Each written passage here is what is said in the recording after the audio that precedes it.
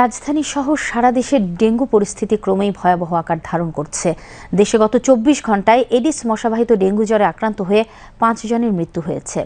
বিশেষজ্ঞ চিকিৎসকরা আশঙ্কা করছেন, যদি এখনই মশা নিধনে কার্যকর ব্যবস্থা না নেওয়া হয় তাহলে এবছর ডেঙ্গু পরিস্থিতি অতীতের সব রেকর্ড ছাড়িয়ে যেতে পারে। বিস্তারিত থাকছে জাকিয়া জামান আনিকার প্রতিবেদনে।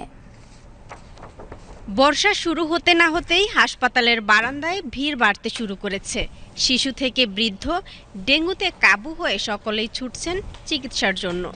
শুধু রাজধানী ঢাকায় গত ১০ দিনে ডেঙ্গুতে আক্রান্ত হয়েছেন ৪,২০০ জনের বেশি। সারা দেশে এই সংখ্যা ৭,৪৫০। যেখানে গত বছর এ সময় দেশে ডেঙ্গুতে আক্রান্তের সংখ্যা ছিল ৩,০৩১ জন। বৃহস্পতিবারের থেকে হালকা হালকা জ্বর, আমাদের ওই জায়গায় হালকা চেক করাইছে, ওই জায়গাতেই ধরা খাইছে ডেঙ্গু। তো এই জায়গায় আসা চিকিৎসা করতেছে। প্লাটিন ৭০,০০০ আসা পড়ছে।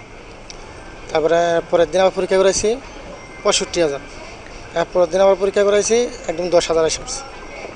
তারপরে আমি ঢাকা চলে এসেছি। এখন মোটামুটি আগের থেকে একটু বাড়তেছে। আগে আসলে ১০,০০০, এখন ১৫,০০০ হয়েছে। ঈদুল আজহার ছুটির আগের ২ সপ্তাহ ধরে চলা এডিস মশা নিয়ে অনুসন্ধানী জরিপে দেখা যায়, শহরের প্রতি ১৫টি বাড়ির মধ্যে ৭ থেকে ৮টি বাড়িতেই এডিস মশার লার্ভা বা শুককিট পাওয়া গেছে। এবছর ডেঙ্গুর ধরন কিছুটা আগ্রাসী।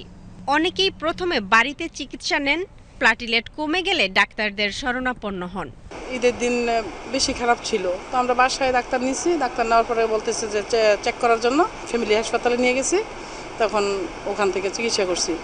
চিকিৎসা করার পরে ৫ দিন ৬ দিন তো বলতেছে যে না, ওর অক্সিজেন কমে যেতেছে, ডেঙ্গু খুব খারাপ অবস্থায়। তখন এখানে রিলিজ করে দিছে। আমরা আজকে এখানে ৩ দিন। স্বাস্থ্য অধিদপ্তরের তথ্য অনুযায়ী ডেঙ্গুতে আক্রান্তদের বেশিরভাগই ১৭ থেকে ৪৫ বছর বয়সী।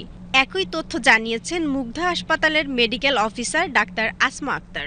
ম্যাক্সিমাম রোগী আমাদের দেখা যাচ্ছে জ্বর, পাতলা পায়খানা, বমি, পেটে ব্যথা, এসব সমস্যা নিয়ে আসতেছে এবং পেটে পানি নিয়ে আসতেছে। হ্যাঁ, যেটাকে আমরা বলি অ্যাসাইটিস, পেটে পানি, বুকে পানি।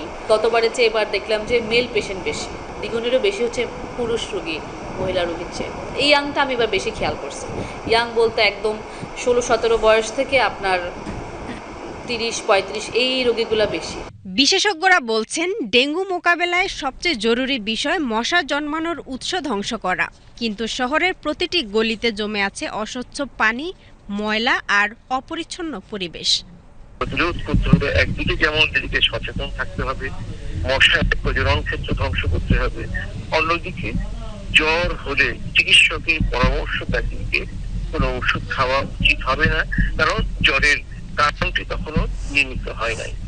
ফলে আমরা বলবো, জ্বর হলে ঘাবড়ে যাবেন না, পানি, তরল খাবারটা পর্যাপ্ত পরিমাণে খাবেন, ফলমূল, শাকসবজি খাবেন এবং চিকিৎসকের পরামর্শ নেবেন। তাহলে ডেঙ্গুর কারণে অনাহূত ভোগান্তি বা মৃত্যুকে আমরা রোধ করব। একটি পরিবারের স্বপ্ন, একটি শিশুর হাসি অথবা একটি জীবনের শেষ সম্ভাবনা, সবকিছুই কেড়ে নিতে পারে ডেঙ্গু। তাই শুধু চিকিৎসা নয়, প্রয়োজন এখনই প্রতিরোধের। জাকিয়া জামান আনিকা, বিটিভি নিউজ, ঢাকা।